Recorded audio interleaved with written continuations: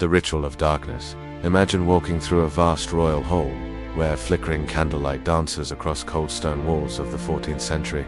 This is a place that should smell of incense and roses, a place of elegance and power.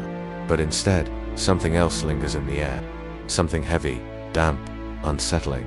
It is the smell of decay. At the center of the hall, upon a magnificent golden throne, sits a woman.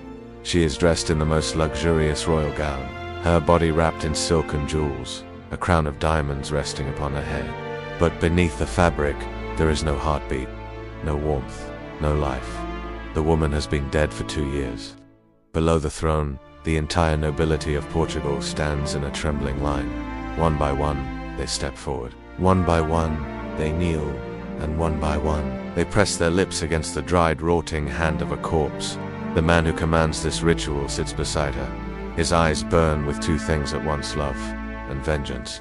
A man who turned grief into one of the most horrifying acts of revenge in human history. Chapter 1. The Woman of Fatal Beauty.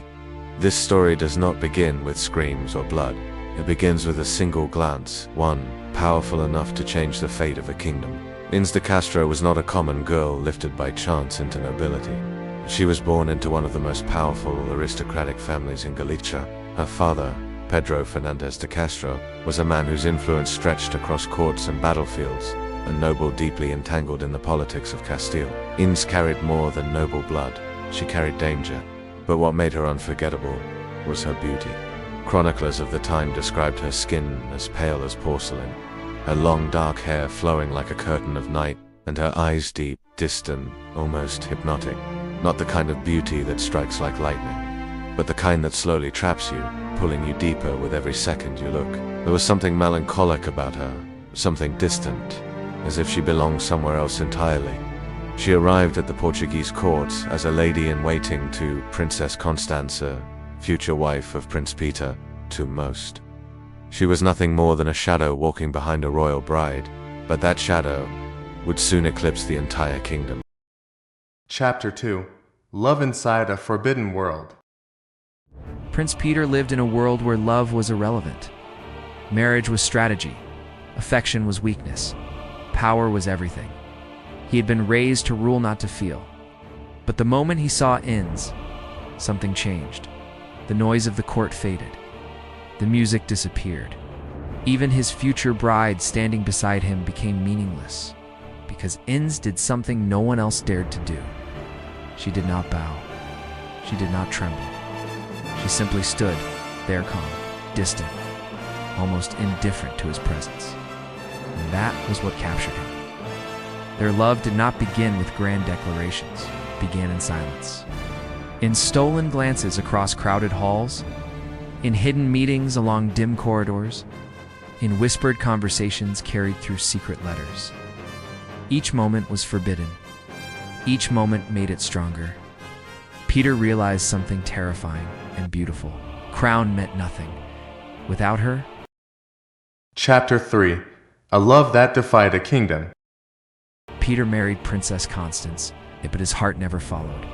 Every gesture, every ounce of affection he could give belonged to Inês. And when Constance died after childbirth, the court expected Peter to remarry, to form alliances, to strengthen the kingdom. Instead, he chose love. He brought Inês to live with him openly in Coimbra, not as a mistress, but as his true partner. They walked together in the palace gardens. They dined together. They raised children together. For a brief moment, it felt like peace. But peace can be dangerous when it challenges power. Their children grew up surrounded by love, but their existence threatened everything. They were not officially recognized, yet they carried royal blood.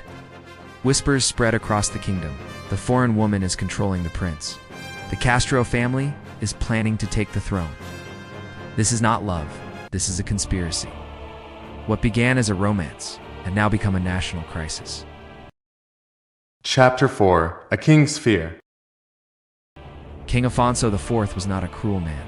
He was a king first, and a father second. And kings do not have the luxury of ignoring threats. To him, Inês was not a woman in love. She was a risk. Her family's influence in Castile, the longtime rival of Portugal, made her dangerous. If her children inherited the throne, The independence of the kingdom itself could collapse. His advisors whispered relentlessly, eliminate her or lose everything. Afonso tried to reason with his son. He tried to warn him, even to threaten him. But Peter refused to give her up. And so, the king faced an impossible choice. Protect his kingdom, or spare an innocent life. On a moonless night, he made his decision. Inês de Castro had to die. Chapter 5. The Blood-Stained Afternoon. In 1355, destiny arrived quietly. Peter had left on a hunting trip.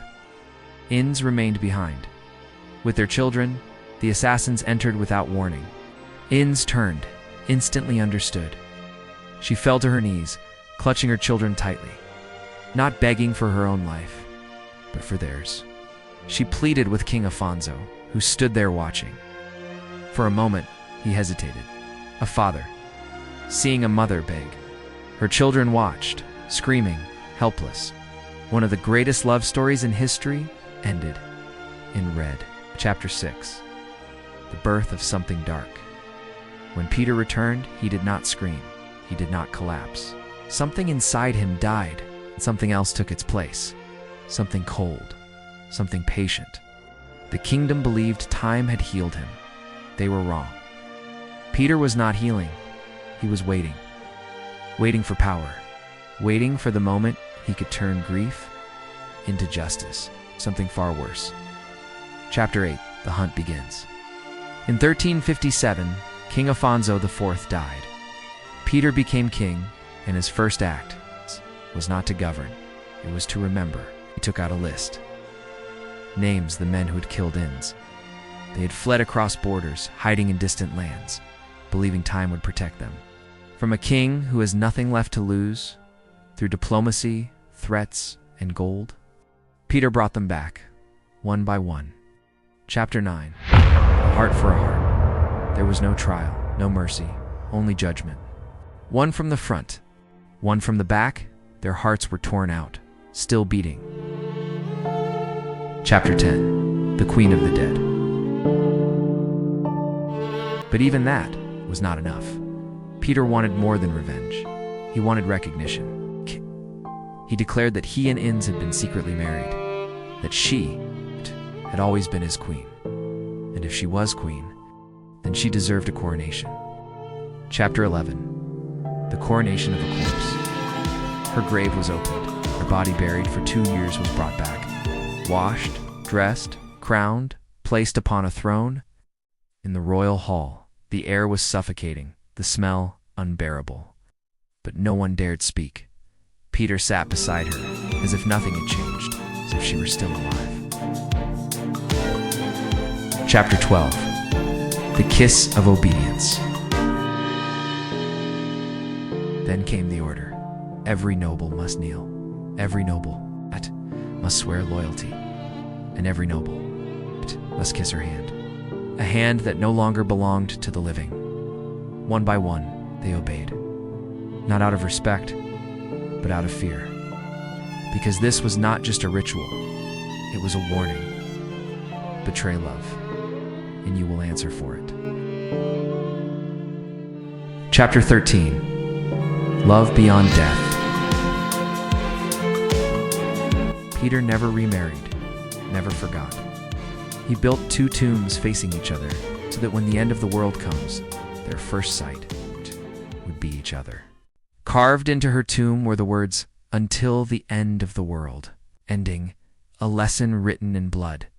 This is not just a story of love, it is a story of what happens when love is taken away, because love can save a man, but it can also destroy him. Peter was not just a king, he was a man who loved too deeply.